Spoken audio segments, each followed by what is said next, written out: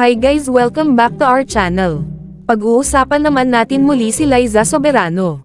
Napag-usapan nga natin sa ating previous vlog na meron ngang YouTube series si Liza na ang title ay Liza in Korea na tungkol sa adventure ni Liza sa South Korea.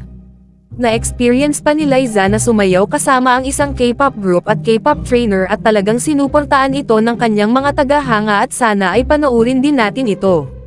Napag-usapan din natin na supportive nga si Liza sa kanyang long-time boyfriend na si Enrique Hill sa kanyang bagong movie na I Am Not Big Bird. Ito nga ang comeback movie ni Enrique at co-producer pa si Enrique ng movie at sana ay suportaan natin ito. Sunod-sunod nga ang blessings ni Liza nitong mga nakaraang buwan.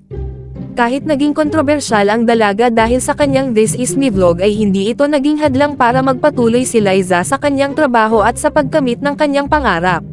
Dahil nga sa hard work ni Liza ay sunod-sunod ang mga appearances niya sa mga bigatin fashion brand tulad ng Gucci, Vogue at Prada. Plus sa darating na 2024 February 9 ay marirelease na ang movie na Lisa Frankenstein kasama sina Cole Sprouse at Catherine Newton. Ito nga ang Hollywood debut ni Liza at ka-excite nga ito na pelikula at super excited na rin ang mga fans ni Liza na mapanood ito.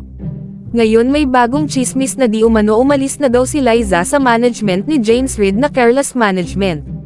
Ayon sa chismis na meron daw umano nag-offer kay Liza ng local film, ngunit ang sabi ni Liza na hindi daw muna siya tatanggap ng local film at sabi ng insider na di na daw sa Careless Management nagpapamanage si Liza. Nabanggit nga natin sa ating previous vlog tungkol kay Liza ang chismis na meron daw umanong utang sila James kay Liza at baka umalis na siya later this year para tapusin na lang ang kanyang contract.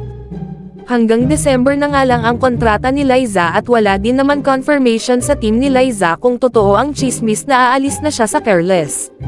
Madami ngang natuwa sa balita na ito dahil hindi pabor ang mga tagahanga at casuals sa Careless na mag-manage kay Liza.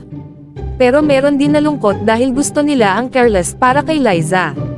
So ano say ninyo dito guys? Tingin nyo ba dapat na umalis si Liza sa Careless? Comment your thoughts below and don't forget to subscribe to our channel.